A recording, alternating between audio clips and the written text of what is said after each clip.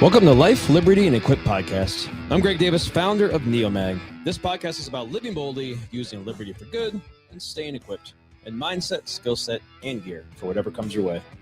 Today's episode is ad-free, but it's made possible by NeoMag. 3 o'clock. We build innovative, American-made gear to help you stay better equipped. And if you want to support the company and get great gear, you can head to theneomag.com or support us for free. 3 o'clock. You can subscribe, leave a review, and share the podcast. We'd love to hear from you. You could be the very first person to ever email me. You can email me at lifelibertyequip@gmail.com. Also hosting with me today, to my right, is Mr. Nate Hills. Hello. And to my left, Mr. Michael. My name is not Mike Billings. He's very specific about that. Yes. How you guys doing? Cracking a cold one open over there. Little ASMR. We should have timed it and done it at the same time. No, that's homosexual. No. It's too much. I was thinking about sending you an email real quick, just so I could be the first. We need to get a different flavor. I like the grape. The grape. The grape's good, but what did we get last time? The last one was better. I think it was It's blue. I had blue before. I got grape several times, but I like the grape. The grape's good. The blue's kind of. Blue's great. It's a lot of sugar. It's the same amount of Lazy sugar. freedom. It's the same amount. It's only 15 calories. Only 15 What? whole calories. That is amazing. Well, it's per serving. How many? Oh, no, it is only one serving size per can. That's amazing that can is one serving. I'm just saying, So this it's a huge podcast is not sponsored by First Form, It's but not. it's brought to you by First Form. It also Grape has Smash. zero sugar in it. What is that? What is it? Does it have Yeah. dextrose, sucralose, fructose? I don't know. I Curious. can't stand those fake sugars. That drink we got yesterday when we come back from the range, like it was also sugar free, whatever that like fake sugar stuff. I couldn't do that. The Sunset. Aspartame, is that what it's called? Like Aspartame. Give it a shot. That stuff is. Yeah, it wasn't good. Now the mango one's good. I like the mango refreshers. I like anything. So the way it was half. Mango. It was peach and mango. But there's like the carbonation side. I like that. I didn't like like the that. carbonation to I it. think that's How what does got me. not have sugar in it? Wow. What is giving you the sweetness? There's something giving sweetness. I don't know. The First Form deliciousness. Not sure. That's I'm what going to drink is. it anyway. Now I feel It's left a out. grape I'm smash. just drinking room temperature water over here. Yummy. Mm. Yummy, they're in yummy. the fridge for you. So when you're ready. I need a can that's like half that size. I can never finish a whole one of those. That's why I like the 4-packs. Because the 4-packs are the skinny, like Red Bull size cans. yeah, like the Red Bull size can. That's what I need. Like these are like the monster size cans. And this is a problem because I can't I'll either when I'm hot, I'll drink it like it's water, and then I want another one. Or I can't drink all of it at once and I feel full. Yeah, I can't drink the whole thing. I want to say there's a lot of It's sugar. not a There's no problem for sugar. me. There's no sugar in it, so it's fine. There's no sugar. It's fine. It's good. It's healthy. It's water. It's Pretty healthy- much. healthy It's pretty water. much water. It's the good stuff.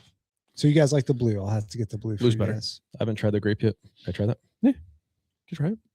Tastes like grape drink. Tastes like purple drink. It's that purple drink. Purple drink. Grapey. Mm. I mean, it's Okay. good. It's Yeah, not see, bad. it's not It's not bad. that it's not. It's not that it's not I good. like I just that like the one. blue one better. I like that one. The Freedom one, the Screaming Freedom. That one's okay. Well, we need to look at the other flavors. Maybe there's a different one. We can try a different one next time. I How about almost that? got the orange one, but I think they were sold Ooh. out this time. I don't know what the flavor was. Probably orange. Orange. Yeah, it was, well, like orange sherbet or, There's like if it was It was mango. creamsicle. if it, Ooh, creams, that's what I creamsicle. think it was might have. If it was creamsicle, creamsicle, that it would been be pretty good. That sounds Yeah. pretty good. If it's mango, it's bought. Like if they had a shirt that said First Form Mango, I'd probably buy it. I'm not an energy drinker at all, but I have an asterisk. The monster, it's like the mango monster, The Mango Loco, bro. that one's a good one. Dude. Yeah. So good.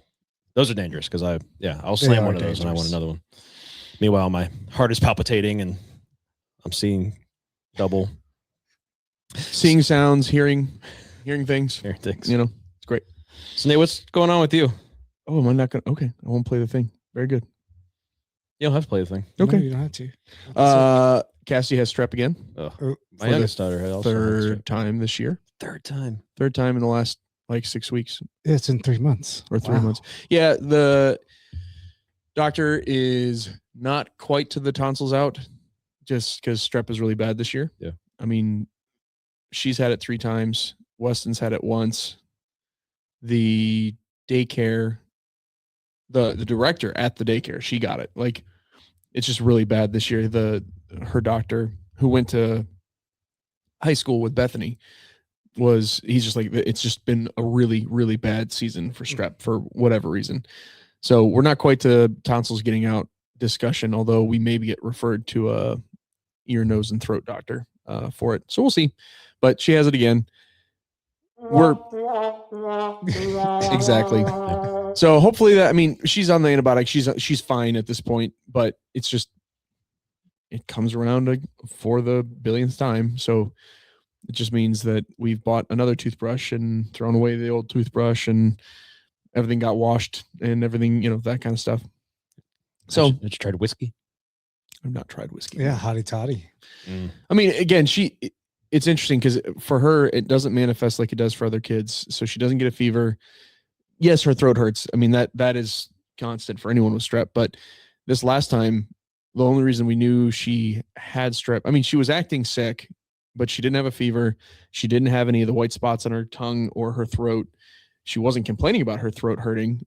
She was just acting sick. And then she was complaining about an earache, which we're like, oh, well, maybe it's just an ear infection. And then we brought her to the doctor, and he didn't see any infection in her ear. So then he swabbed her for strep. He's like, I'll just check. And sure enough, it came back as strep. So didn't even think she had it this last time, and she ended up having it. So good thing we took her to the doctor, I guess. But just a pain in the butt. So have that again. We're in the midst of antibiotics, though. I think we're halfway through the 10 days that you have to be on antibiotics. So hopefully that kicks it out, and we'll call that a good. Yeah. And don't get it again. Yeah. My youngest was home Monday from school with strep as well. Yeah. She had it over the weekend, and it's no good. Yeah. I mean, it's not the end of the world. It's just annoying more than anything else. Especially 3 times back to back. That's just, it's just a lot. That's rough. It's a lot. It's definitely rough. But on the positive note, weather has been fantastic. Yeah. We have no snow anymore. at least through today. Well, I mean, even today, the weather's still warm. Oh yeah. I mean, through today is good. Then it's dropped back down to like the 40s. But I'll still take 40s. Yeah. I'll take 40s over 30s. I think I saw one day was like high 30s. Yeah. It's like high 30s and then 60. And then it'll go back down to like 40s. And then it's just. Yeah, we're back into spring. that. We're back into the Ohio spring. I mean, we have a tornado. Which one's bad? I think warning is bad. Watches conditions are correct. I never know. We're gonna say watch is the less bad one. Well, that was the severe weather warning at lunch. So today we have testing them or not, or actually sending an alarm. No, it's actual alarm. So we have a tornado watch today, and we got a severe weather warning over lunchtime that'll be for the rest of the day essentially. So it's that season in Ohio where with the swings in temperature we get wild weather, but for the most part, I mean, I think it was like 70 degrees yesterday. Yeah. So yesterday was beautiful. Me and Mike went to the range yesterday, and it was great. Yeah. So it is a wonderful season. Now, you guys like me where I'm like, what me and Joey were just talking about this. I'm a under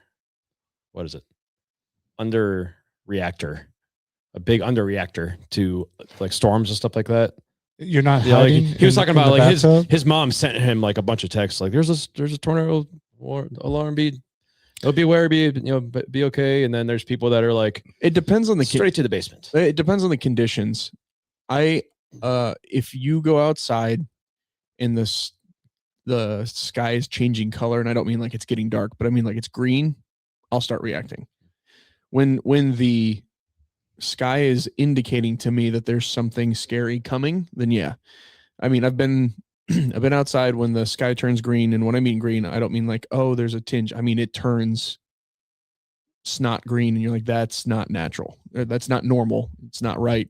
I've been outside when the clouds start to tumble, and I don't mean turning in a circle, but literally tumble like a barrel, which is terrifying. Things like that.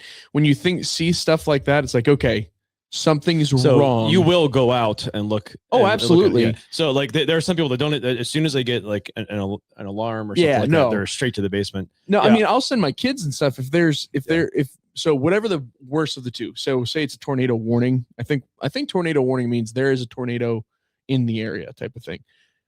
I will start moving my family to the basement type of thing, but I will stay out trying to keep an eye on what's going on, mostly because I just want to make sure that until I see a funnel, something that indicates that there's something really bad happening, or like I said, the sky changes color, or there's that deathly still, because that's the other thing. If there's a lot of wind and a lot of rain and all of that stuff, and then all of a sudden everything goes still, you know that things are about to go bad. It's gonna rain. Yeah, all of those things are indications that something bad is about to happen. Unless those things happen, I can usually take a judge. I've been in enough severe weather to understand what's happening most of the time. So, and half those things I do for the comfort of my own family, because my kids get scared. So it's like, yeah, go in the basement, go with mom, go sit on the couch. You guys can all cuddle up. You can't hear anything down there. It's not a big deal. But I'm not worried about it most of the time. I've seen, I mean, in my 44 years of life, I've yet to once have, and I've seen a lot of tornadoes. So, which I did look it up. A tornado watch is be prepared. A tornado is possible. Yeah, conditions are right. Warning is take action. A tornado is happening or about to happen. Yeah. Okay. But I've even had warnings.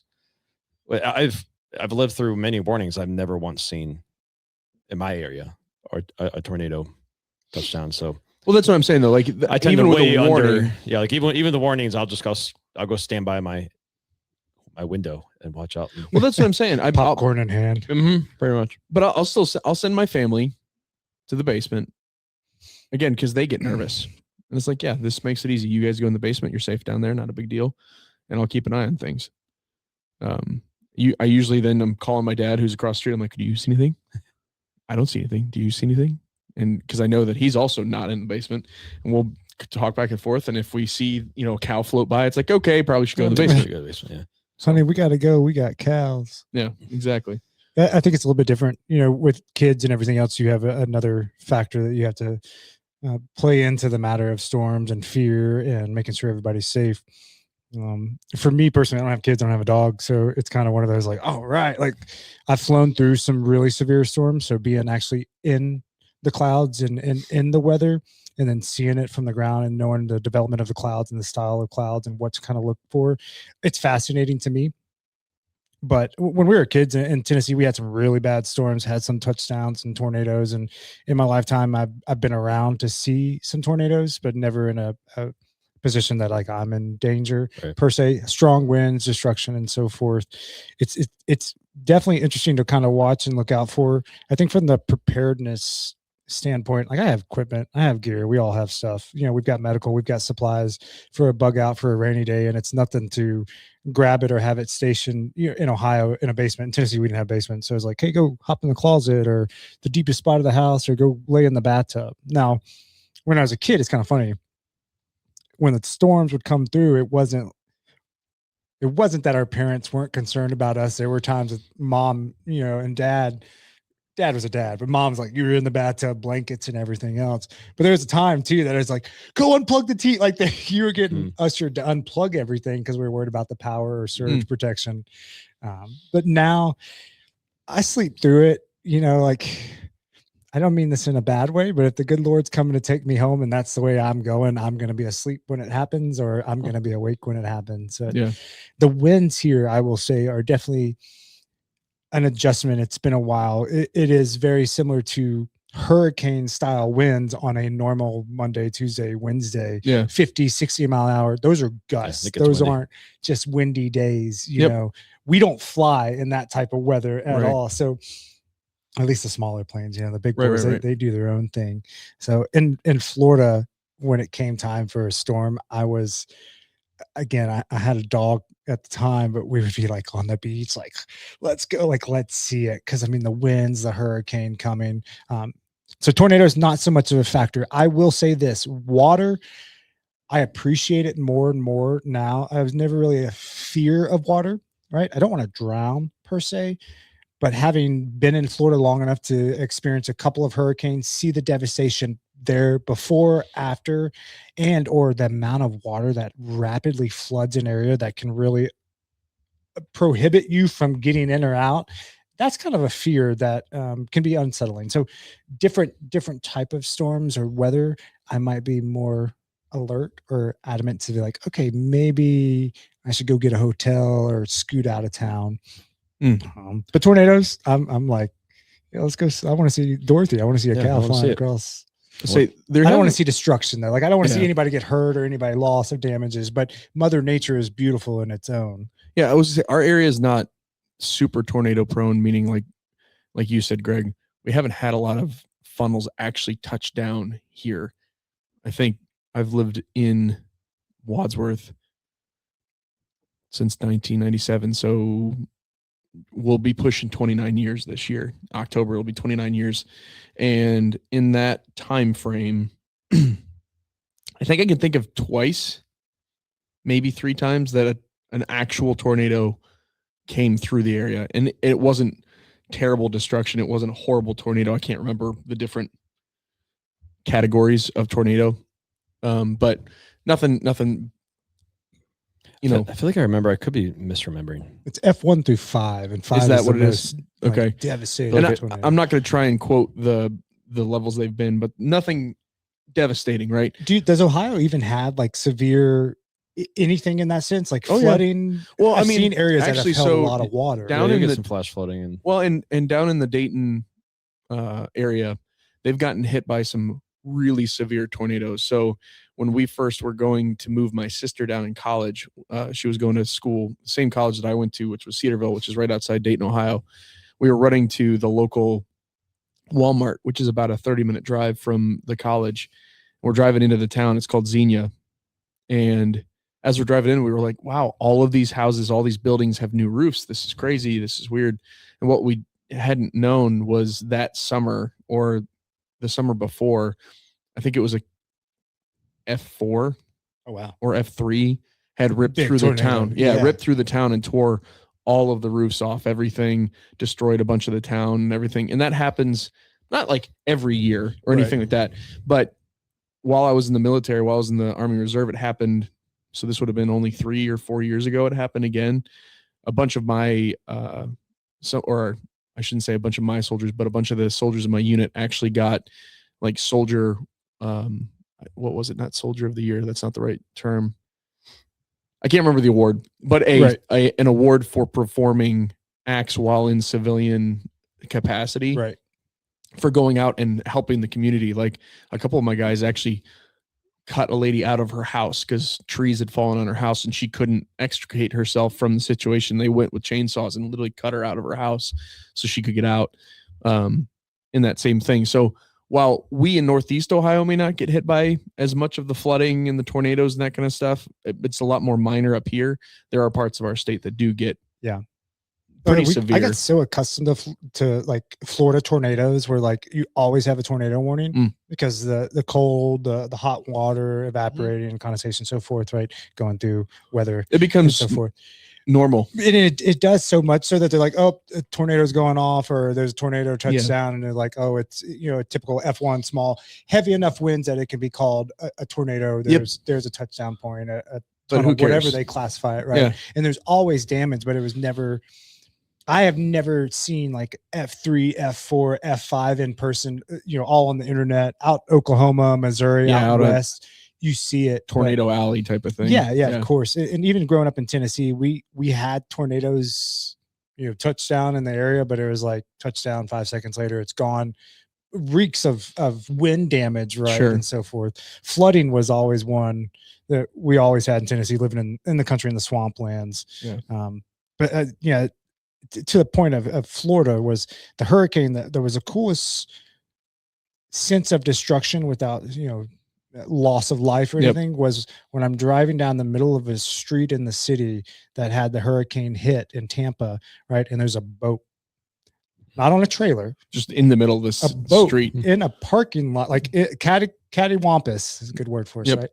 In the street and into the parking lot of the apartment. So whether it was just flown up or it had gotten pushed by the storm surge up into the street, right?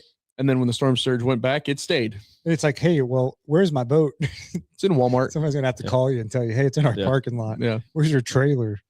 That's pretty crazy. I mean, like North Carolina, they got hit hard with flooding, and we saw that devastation. They still haven't recovered from that one. Yeah, so that's wild. Well, so me and Michael got to enjoy some nice weather yesterday. Went to the range, and the reason that's noteworthy is I don't think I had gone to the range to shoot since like the fall of last year. I couldn't think of any time before that, so it was nice to get out to the range. To a certain aspect, it is like riding a bike. There are certain things that, like I actually didn't shoot as bad as I thought I was going to. But I definitely wasn't going to be tease punching, single holes either.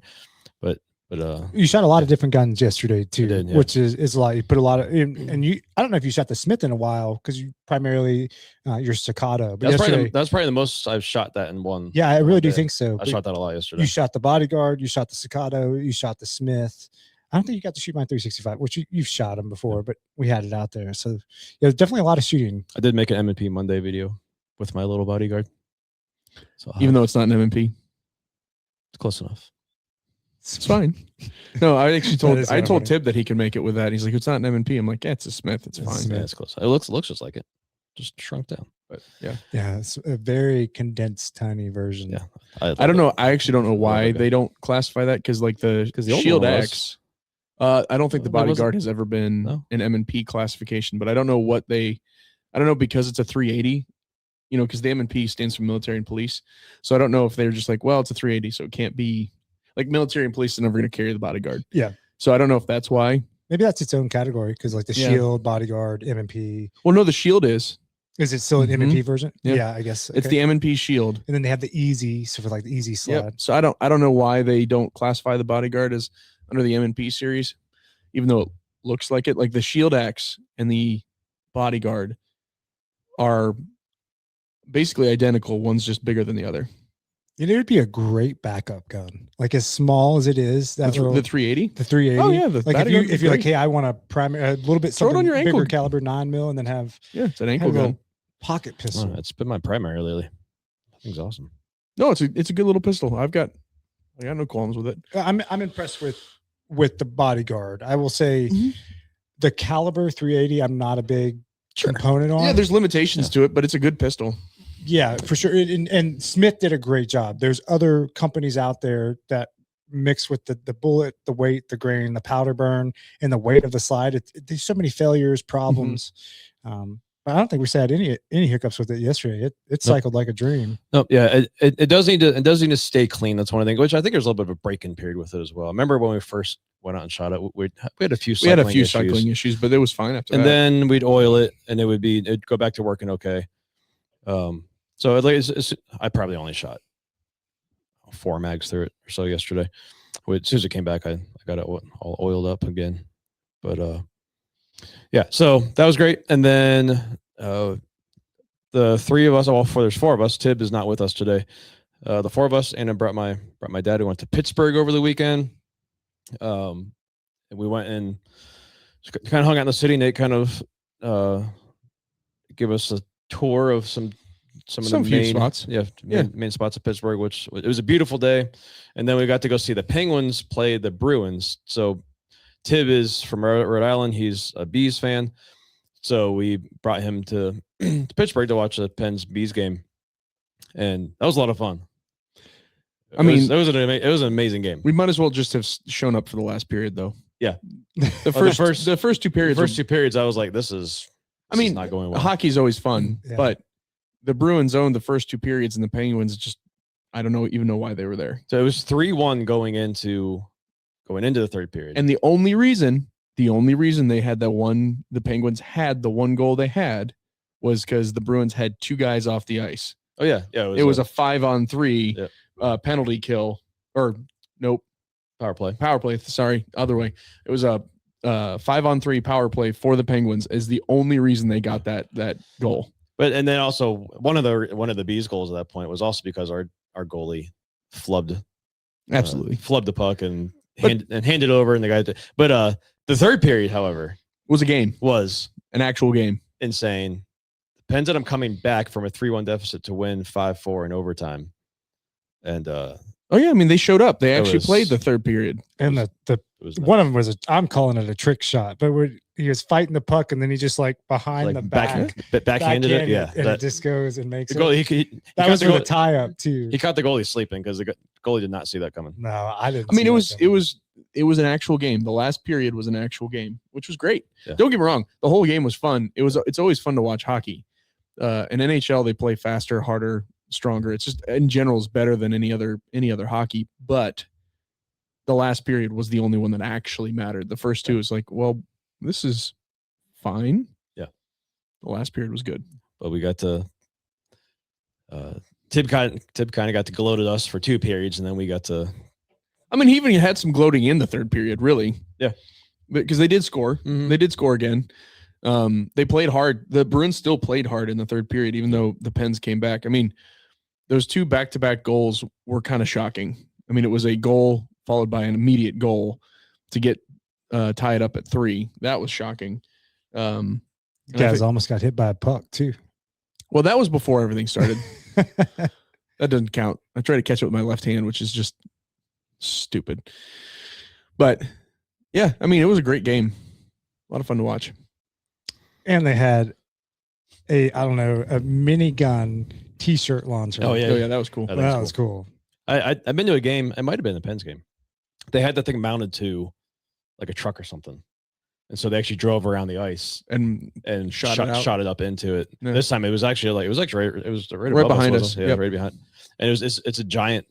Yeah, it looks like our 35 millimeter flare gun back behind us. There are a bunch of t-shirts in it. That thing's pretty sweet. Right there. Hey. Right behind me. We can touch it. This is pre-recorded. Yeah. Well, yeah, but I'd have to actually get up and we're not grab it. That's too much work. But actually, my voice sounds like this because I was screaming At the game. At the game many times. Lots of screaming. We had some good My lunch. voice is coming back. Yeah. Coffee. I didn't like my coffee, but my coffee was good. milkshake was good. Yeah. And then Michael says, I've been reading the Encyclopedia of Cats. Yeah, apparently. How's that been? Because I'm busy and you guys like to fill in the blanks. I didn't do it on the notes. No, honestly, we traveled this past weekend. It was a full throttle weekend. Saturday, I had my first PCSL, saying the acronym right, 2-gun match to start the season.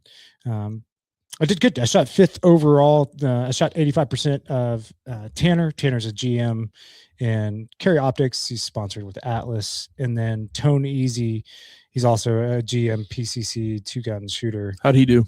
He came in second. He shot 96%. Okay. So shooting just about 130 points behind Tanner, which it is a lot. It is a lot. 30 seconds time. Our hits were right, very similar in the same, which tells me I can increase my speed as long as I can maintain the proficiency. But it was a good overall match for me. Just kind of go out and shoot the rifle, shoot the pistol, and kind of knock the cobwebs off for the. I mean, I've been shooting and training kind of nonstop, but to get back into the swing of competitive shooting. And then Sunday we traveled to the game, so they had a competition Carry Optics match or USPSA match on Sunday. So that was the first one of the season with GSS. But we had hockey, and it was worth it. And I got milkshakes and I got a delicious lunch. So this week's been kind of busy too. We're trying to get everything done for the week, prepare for what's upcoming next week with, St. Patrick's Day and so forth. But I'm also heading out of town Friday morning. I'm heading to Texas. So super excited about going to Texas. I'm going to be with Hardhead veterans. I'm doing the Rattlesnake Roundup event. So I submitted some video content, utilizing the product, won the trip down there. And I'm going to do some exotic hunting. I don't know how exotic it's going to be other than go shoot some rattlesnakes potentially. We're going to an event that evening that's going to be like dinner, music, festival kind of deal. Go tour the headquarters, shoot some media, meet some of the team and the staff. And it's all covered. The whole trip's covered. It'll be covered. fun. It's awesome. So I'm looking forward to that. The traveling part. I'm not taking a gun. I really thought about it. They're like, hey, we'll cover, we'll reimburse everything. And I was really thinking about it, but I fly out. I don't know why I do this to myself, but like 6 a.m.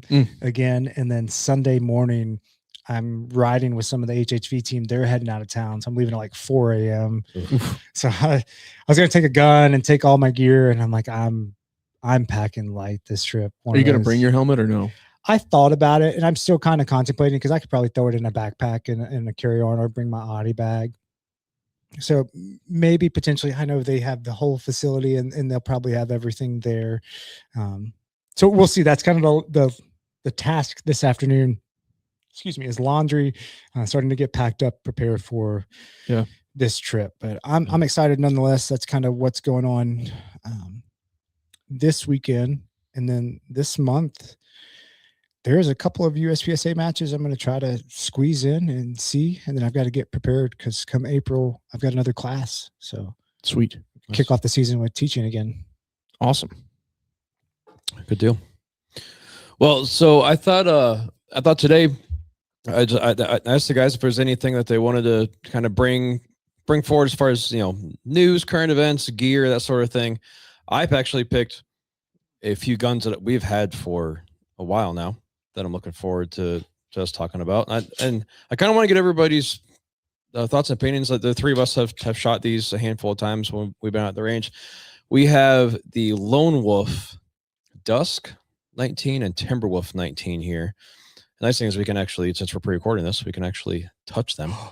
It's like I'm hesitant to reach and grab it. So they're basically, they are a Glock clone. Nate, you're holding that one. You're holding the Timberwolf. Timberwolf. Yep. What do you like about the Timberwolf? So of the two, I prefer the Timberwolf over the Dust 19. There's I like the ergonomics that they built into the frame on the Timberwolf. So they did a couple things. So they have a deeper undercut on the trigger guard. So you're already deeper. Something that most of the stipplers and everything in the world will do is they give you that nice deep undercut so you can get nice and high on the grip there. They've got a built-in, well, maybe not built-in, I think you may be able to remove it, but they have a magwell from the factory that's got aggressive, what are these called? Serrations. Thank you, serrations. I honestly like the way it looks. They take a Glock or a Glock clone and make it just a little, I don't know. They give it some, angles and that kind of stuff, some chamfers, some personality. It's not just a box. I mean, it is a box, but what's funny though is not as I look at it now, like it counts like a Gen 6. Yeah, I mean, but they did it first, so we'll give them the credit on it. This was around before Gen 6, but it looks like a Gen 6. Yeah, same kind of like texture on the grip is very much like a Gen 6. Yeah, very similar. So it is. I do believe you. I think you had the specific. Yeah, I got a bunch of notes up, but I don't remember. I do think they did a more typical grip angle. I think they tried to get away from the Glock grip angle on these, which I do appreciate. That's one of the things I don't like about Glock is their grip angle, and I think they tried to get away with that with both of the Dust 19 and the Timberwolf. So enhanced grip angle promotes a more naturally pointed handgun. So I think they're going for the. I don't remember the degrees. And it doesn't say degrees. It just says enhanced grip angle. I think it's more towards what the non-Glock. What a non-Glock is. Grip angle. I don't know that it's fully there, but it's pushing that direction. But I prefer the Timberwolf to the Dust 19. There's a couple things on the Dust 19 that, in terms of the frame, we've talked about. You guys can cover it if you want. But yeah, we can talk about the Dusk next. That I don't love. But so here's the thing about this gun. Just so a few notes on it. It is normally a $700 gun. I did go onto the website before the meeting and before the podcast, and it's on sale for $594. Well, there you go. So it's not bad. Yeah, it's better. I think $7 is a bit much for it probably. But at $594, that I know you're $5 away from $600. Ooh, but to me it's a little better. So it does come with night vision sights on it. It comes with it is compatible with RMR, SRO, and Holosun 507, 407. So it doesn't need a plate, right? So it's just direct mount, which I love that. I much prefer not needing a plate. Other notable things. Yeah, I mean, just to make note of the price point. I mean, at the $700 price point before the sale, I mean, you are getting the magwell, the suppressor height sights, what it looks like. Yeah, they're definitely better sights. Night sights, which they add about $100, $120 just for the night sights, and then you've already got the RMR cut for it. So that's kind of expensive for the RMR cut just in itself alone. I do think that's. I think all the controls are extended. That may be a fair entry point, but I haven't bought a pistol in forever to be able to honestly tell you or give you an accurate assessment. I mean, the hard part is people always would say like Glocks are a $500 gun, but there isn't a $500 Glock. No. Glock itself, the brand. I'm not going to say that there isn't clones that are that price, but Glock, it's no longer a $500 gun. No. So I don't know, And here's the other cool thing about it. It's made in the US. Yeah. So there's honestly not many guns that are made in the US anymore. Yeah. So you can take that, which is pretty cool. Yeah. That means something to some people. And they have maybe their stock trigger, but a different modification to a trigger than what Glock is. And I do believe, I don't know if it says that in there, Greg. I think this is a Gen 3. So it says Gen 3 and Gen 4 compatible. Okay. When removing So the dust cover adapter. I think you can go get a Gen 3 or Gen 4 Glock performance trigger and that kind of stuff. Like if you like their Glock performance trigger, you can put that stuff in here. So if you like some of those aftermarket parts, this is compatible, which is cool. Yeah. So, and then the other one we have here is the Dusk 19. It retails for $650. It is always out of stock. I'm gonna be honest. I feel like every time I go to look at the website, it's out of stock, which maybe is because people like them so much and it's popular.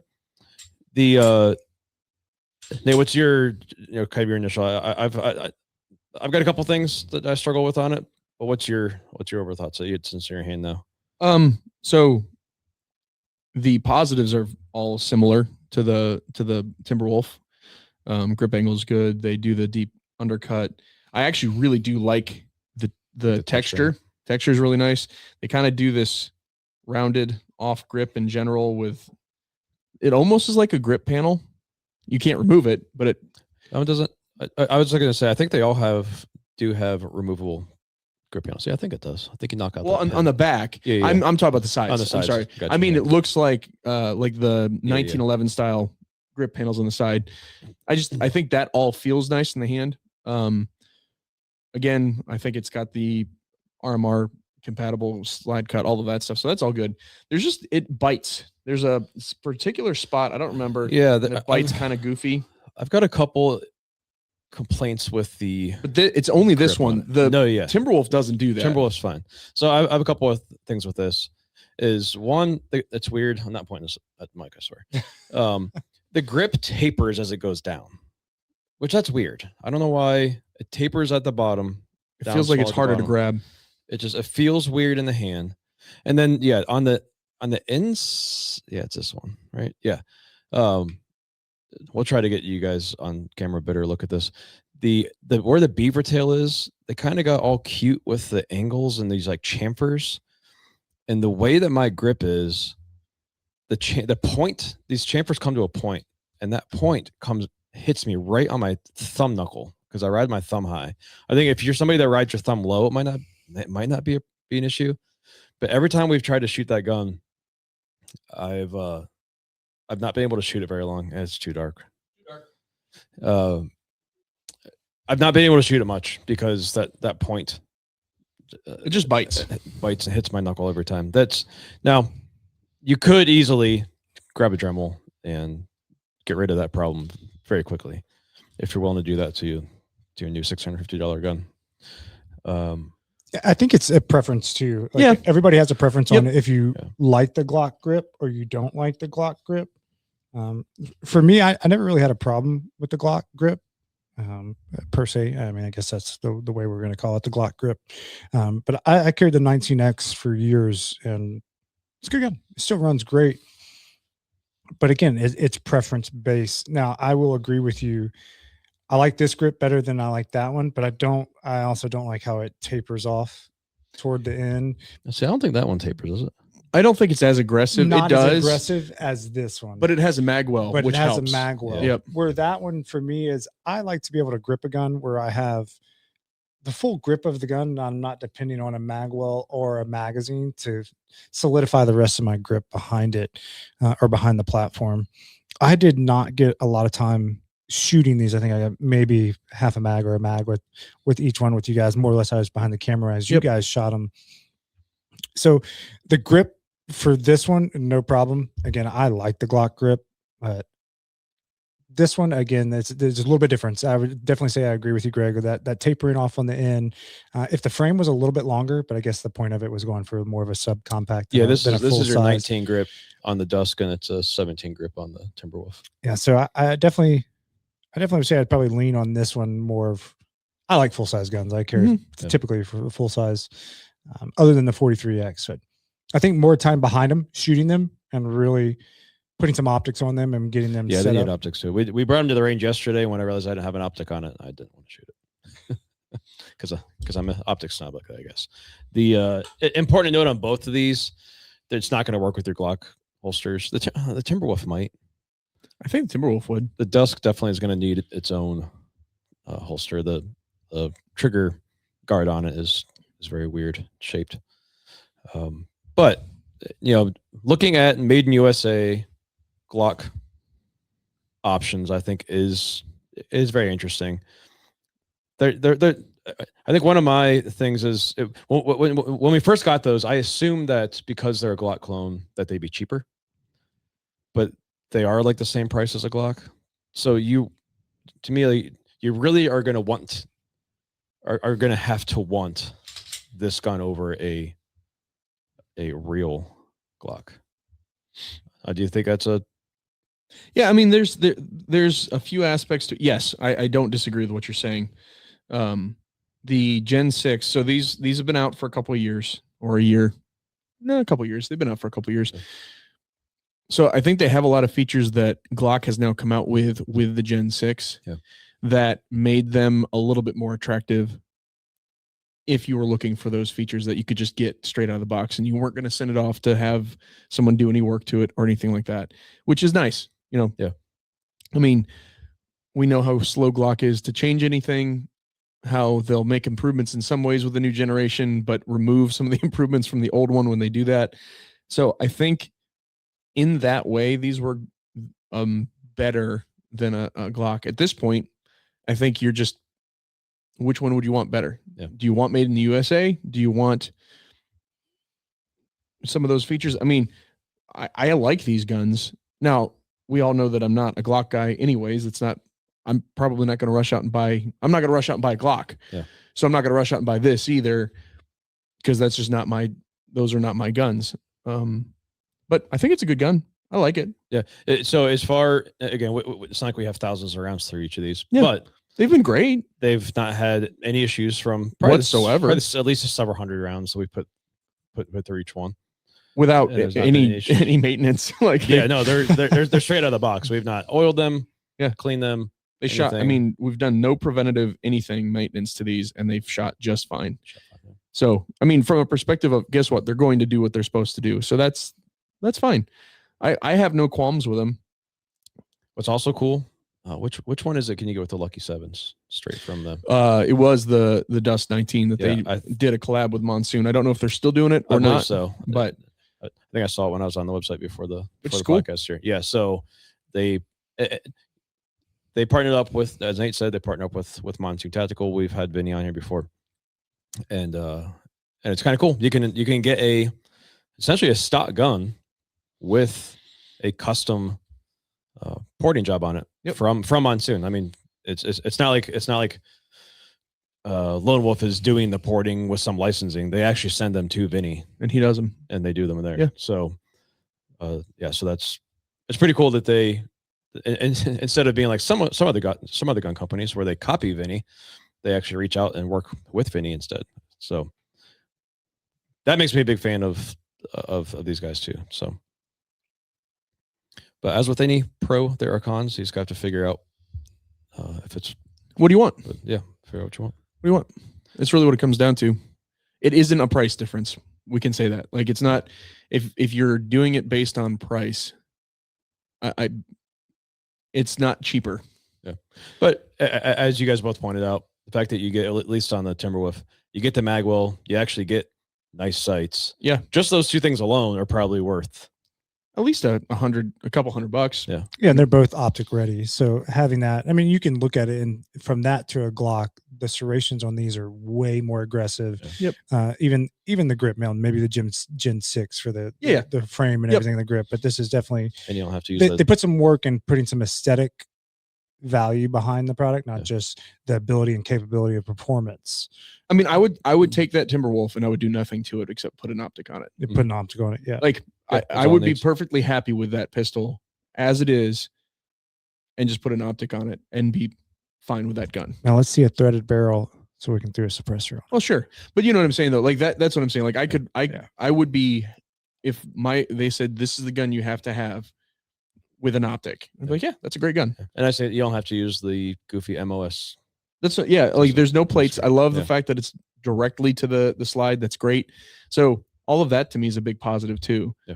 And mags. What about mags? Have we touched on mags? It uses the Glock mags. It comes with like KCI or something like that. Yeah. But it can use Glock mags. But it can use Glock mags too. So if So- you already have Glock, then you're mags, good there. you're good. Which we use KCI mags on the range too with the rifle mags. Yeah. You can use the mech. You can use there's so many options out now. Yeah, that is the nice part, is if you are a Glock guy and you have a bunch of mags, they're compatible, and Glock mags are cheap and super preferable, or super prevalent, so easy to get. So that's not a problem. So all of that is a win for this as well. It's a easily supported platform. Like I said, it's Gen 3. You said Gen 3/Gen 4 compatible. So if you want aftermarket parts, just go buy Glock Gen 3, 4 parts, and you can work with them that way too. Yeah. So that's all a win to me. Those are all wins for the platform. Yeah, there are more wins than there are cons. I think really my biggest con that would stop me from buying either one of them is on that dusk, the chamfer on the beaver tail. Yeah. It just actually hurt to shoot. But outside of that, I think they're great. Nate, what'd you want to talk about today? Yeah, so you actually started touching on it a little bit, which was porting. So I pulled up an article, which is generally talking about Kimber releasing a comped version of their 2K11. So Kimber hit the 2011 market with their 2K11 sometime in the last year and a half, which is their performance 2011 type style pistol. And then at SHOT, they announced a comped version / ported version. Now, I actually haven't gotten my hands on it. A lot of people are saying some really neat stuff about the 2K11, worth checking out.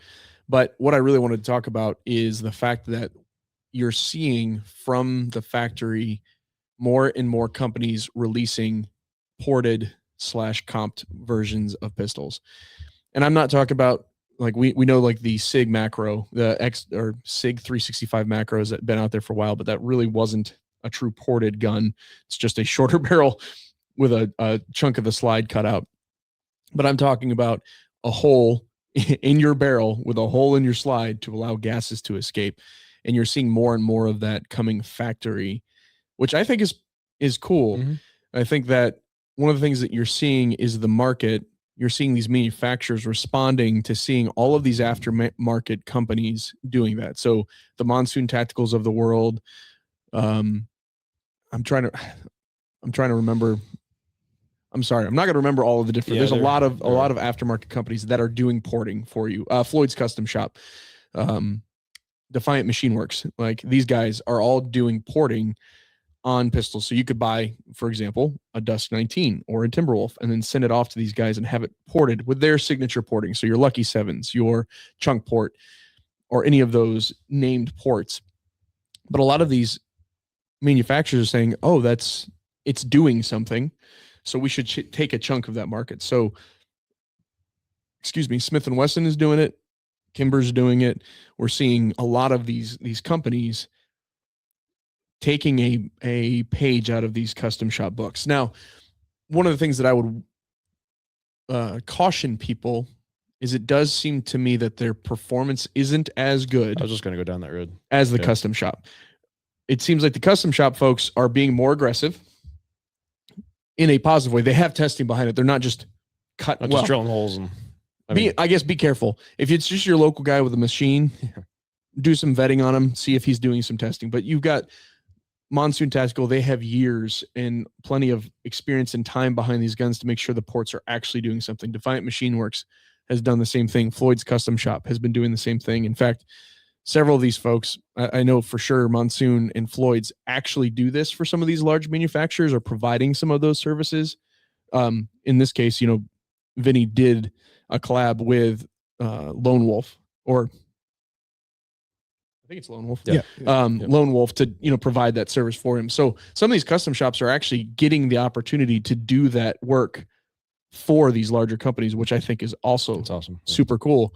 But my point is, a lot of these companies are looking at that and taking a page out of their book and providing these porting straight from the factory. Like, you bought your bodyguard with a port straight from the factory. Now, you could send the non-ported bodyguard to Vinny, and he would do his version of that port, which I would venture to say is probably going to perform slightly better than the one that you got from the factory. I respect so.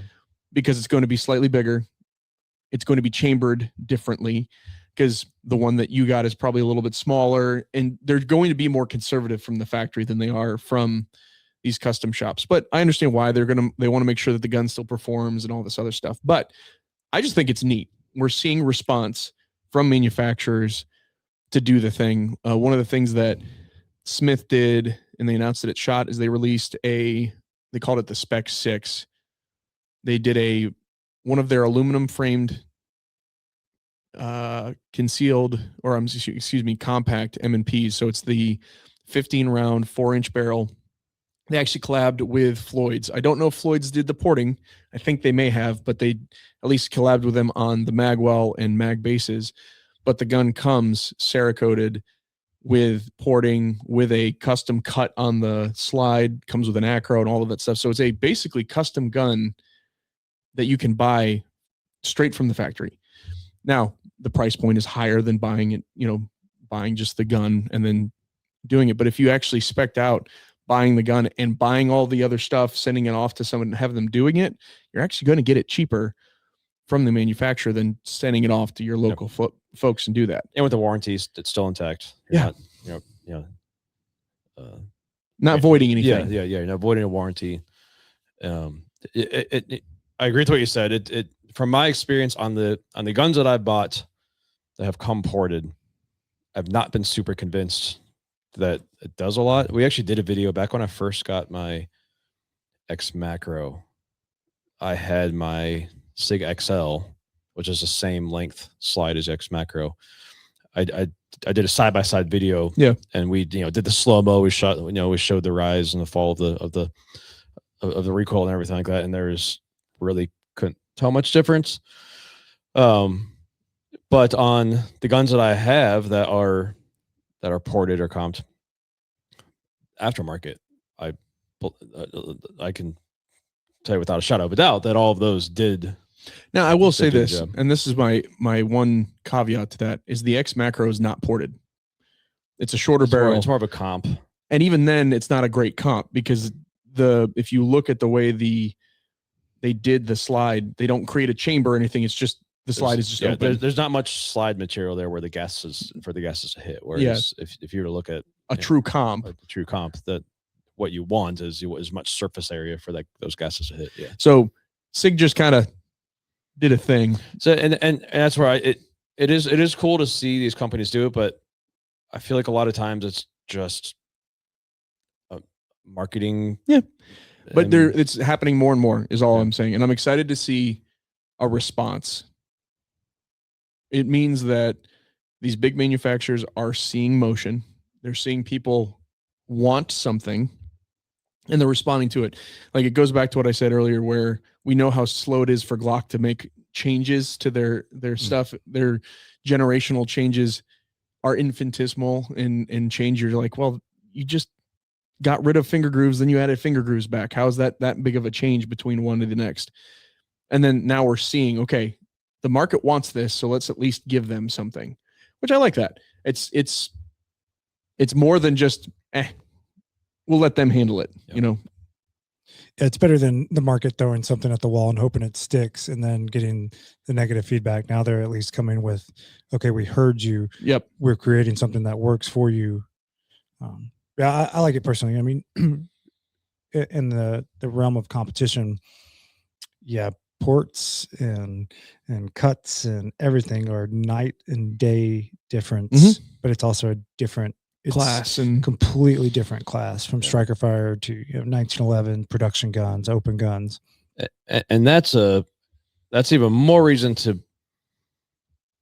to pay attention to how effective those ports and stuff are. Oh, absolutely. Because if you're going to take that gun and go shoot open class in a match, you want to make sure it's the most effective. It needs to be effective, but otherwise you're just handicapping yourself by having a gun that actually isn't shooting. Oh, absolutely. Yeah. It's kind of no arguments there for sure. If you are buying it with competition in mind, then absolutely you should go buy a stock gun and send it to somebody that is their expertise for sure. And it's not to say that there's good companies in even in this 2011 case that they probably have great open guns starting out.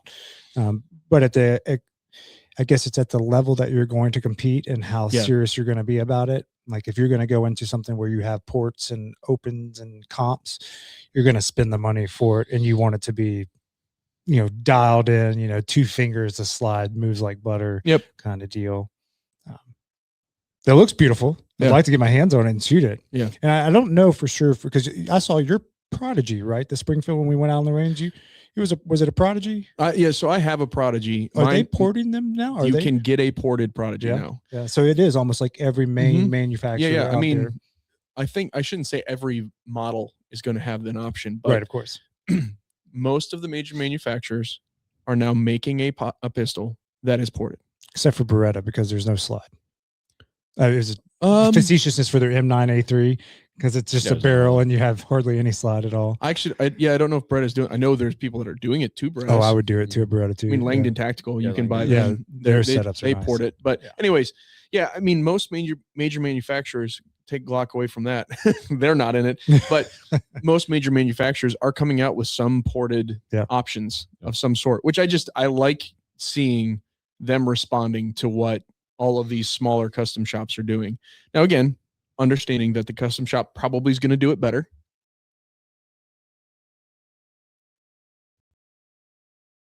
Do you think there is an aspect of our market where there's folks that are like, I like that, but I can't afford to buy a pistol and then also send it off? Because there is a lot of expense to it, right? Buying a pistol by itself is an expense. If you then have to send it off to get more work done to it, that's a lot of money. There's a lot of exchanging where if you can buy it for only, because most of those porting jobs are only going to be $50 to $75 more expensive than the non-ported version. If you only have to spend that much more, you can at least get something that performs at least a little bit better than the non-ported version without having to spend a couple $100 to $500 extra to get it sent off, ported, Cerakoted, and then brought back to you. So it's just, I like the response of major manufacturers in that market. I think that's neat. I also, no problem. I also like, years ago we were doing compensators and the comps were adding 2, 3, 4 inches, a little bit of exaggeration on the 4 inches, but we don't know our measurements right. But the compensators were adding so much extra length, and now these guns are already custom built, set up, ready to run like that. So you're not, trying to find another holster because now it won't fit the holster that comes with the gun. Yeah. Anyways, we're good. We got some gun chat for you today. Because again, we're pre-recording this. We can actually hold guns and show them to you guys. Although we didn't really get too close on these. Maybe we can get some shots for you guys afterwards. But to move on to kind of our last segment for today, our faith and fuel segment. I pulled a verse out of Romans 12 that I've been thinking about a lot lately. I'm curious what thoughts you guys had to add to this. Just as the world continues to be violent, and there's wars, and there's unrest, and there's all these things. I was thinking about this verse in Romans 12, 14 through 18. I would actually recommend going and reading this whole section. The whole section of Romans, kind of the subheading for it is something like marks of a true Christian. So if you are a Christian, if you call yourself a Christian, a Christ follower, there's actually a long list of characteristics that we should have. So I'm gonna go ahead and I just pulled this section out of here. So these are things we should do. Bless those who persecute you. Bless and do not curse them. Rejoice with those who rejoice. Weep with those who weep. Live in harmony with one another. Do not be haughty, but associate with the lowly. Never be wise in your own sight. Repay no one evil for evil, but give thought to do what is honorable in the sight of all. If possible, so far as it depends on you, live peaceably with all. So I was just, this is, as I read those things, that is like the opposite of what we see, at least on, social media and stuff like that. It seems to kind of be the opposite of how people are acting. And I get it. And this is something that, like, I'm not pointing, fingers outward. I'm also pointing at myself as well. There's things that I struggle with in here as well. Like when I see some of these things happen, I just want to, react, and it might not be to react in the right way. Did you guys have any thoughts on this? Yeah. I mean, some of the notes that I put in here too, just reading the verse, as you said, you can point outward, right? And read this verse to other people. So it makes sense, but it's also in the same, I'm reflecting inward and saying, okay, how can I interpret this and how can I use this? And this is kind of what I typed in, and what I got some notes out of it was, we can all return insult for insult. Like we can be rude to the person that's rude to us, and we can be hateful, or we can be like God tells us to be, and show grace in those that are rude to us or that are hurtful to us. We can show humility and pray for that person. And, it's a lot easier said than done, right? But when people do wrong, instead of meeting that wrong with wrong, we meet them with love, with grace, and humility. And like I said, it's a lot harder to do, but for me, it's almost like choosing that peace over the conflict. And from a customer service standpoint, how this can relate to the Bible verse, right? From a customer service standpoint, is sometimes people, you can give them the answer, and it's still that it doesn't justify the answer that they want. And then they get mad at you, or they're not happy, or the price isn't right, or they don't know how to utilize the product correctly yet. So they're having errors and they're mad at you about it. And instead of, this has been grace from you guys helping me over the years too, instead of being like, well, you're dumb, like, or being like, well, you don't know how to use the product, or you're just stupid, send it back. It's like, no, let me help you. Let me walk you through this. And you can be mad at me, but at the end of it, they're thankful. Right. So I think, and this Bible verse to sum it up on the tangent aside is, express humility, let go of ego, and those who do you wrong, pray for them. And even in grievance or in pain, because they may be hiding something that you don't know, and that their way of expressing that pain or whatever they're going through in their life may be that bullying, or that being rude or hard to others, because that's maybe all they've known. So yeah, it's good. I mean, one of the goals, if you are Christ follower, is to spread the gospel, and we're called to be different and look different. And if we just act like everybody else, there's no point, because there's no difference. All of these things are truly in opposition to what the world would say, which is, if somebody does wrong to you, do wrong back. If somebody does you wrong, then don't give them things. Don't, give any of that. Don't give them, if you give somebody an inch, they'll take a mile. The reality of what we're called to do is to give without ceasing, to love without ceasing, to care for those that don't care for us, to love our neighbors, to do things that do set us apart.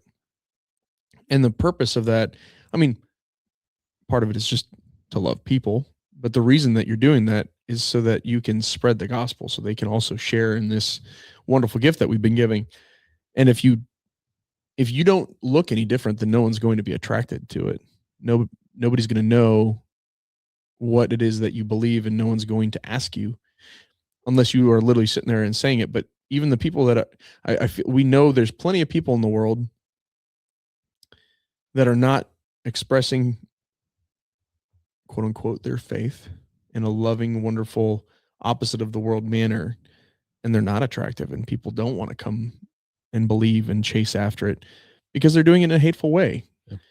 So love is attractive. People want to go to people that are loving, kind, caring, and that is attractive to people. So that's what we're being called for, is just to be set aside, to be stood apart from the world, so that we can attract more people, so more people can share in this end of year or end of world party that we all get to be a part of. That's what it's about. And that's all this is telling us to do. It's giving us the way to do that so that we can share that faith with other people. And by doing it is, I mean, essentially all these things come down to love. And unfortunately, it's all people that we don't want to love. Yeah. Right. I mean, because I know there's a scripture that talks about it. It's easy to love your brother. It's easy to love people that love you. It's hard to love people that don't love you or don't treat you well. Here are the people that need love. Here are the people you need to treat well. And why do we need to do that? Because they also need this salvation just as much as anyone else. Yeah.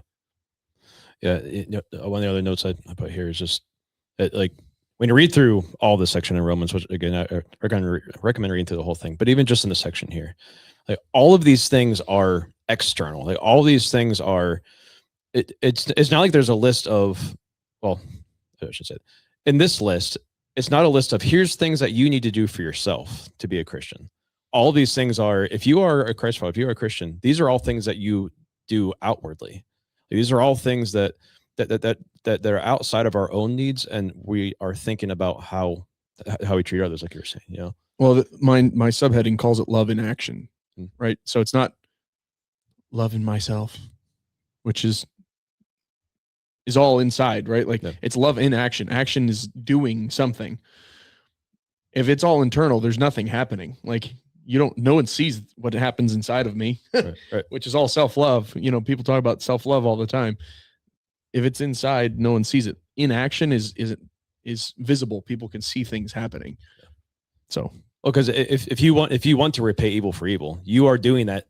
It's an action. It's an action, and it's an action out of your own feeling, instead of thinking about the feeling of the person that you are wanting to give evil back to. Yeah, your ego, your pride. Yeah. So in a world that is going to continue and to get worse, because Scripture tells us it's going to. And here's one of the things I was want to kind of mention too. Like, things still aren't as bad as what they've been before. No. If you read Scripture, I mean, God wiped the earth because it was so sinful and bad. And when you read through, through the history, through Scripture, we see times where it is so much worse than what it is now.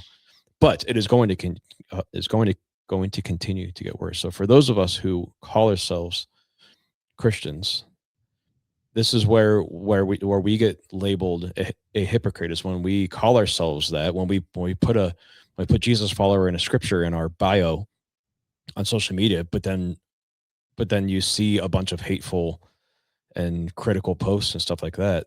That's where you get labeled a hypocrite. We should look different than what the world acts as. And so, just my encouragement for all of you who are still watching and listening is just go and read through Romans 12 and take note of each. There are lists, and if you were to actually go through and actually, bullet point each of the things in that list, it is a very convicting list of things that we should be doing. And I as kind of a final point after that is it's important to note, this is not a list of things to do in order to be. This is not a works conversation, right? It's an overflowing of your love. Exactly. We should be chasing after God. We should be chasing after Christ so much that the love that we have for Him overflows into how we treat other people. So don't go and read this and like ignore the rest of Scripture and everything like that, and just, okay, this is my list and this is how I'm going to get into heaven, because that's not what this is at all. As Nate so well said, this is an overflow of our love for Christ that we treat others in this way. So, and I want to add just one quick thing to that. Yes, there is so much going on in the world right now. There is war, there is evil. It knows no face, no place, no time. And we see it. We see so much destruction, and we see pure hatred, right? And I think that's the work of the devil just as much as there's God on your side. Turn off the news, turn off the TV, turn off all of the nonsense, turn off all the live episodes of people in war and chaos. And sometimes, just as you encourage me a lot, pick up the book. Like, pick up the Bible, pick up the book, read, dive into the word, dive into self-reflection and time with God, than seeing it. Because in a world of social media in 2026, we see everything like this. At the click of our finger, we can see mutilation, war, death, destruction, and everything else. And instead of letting all that negativity cloud our mind and our judgment and drive some of that anger and resentment, turn it off.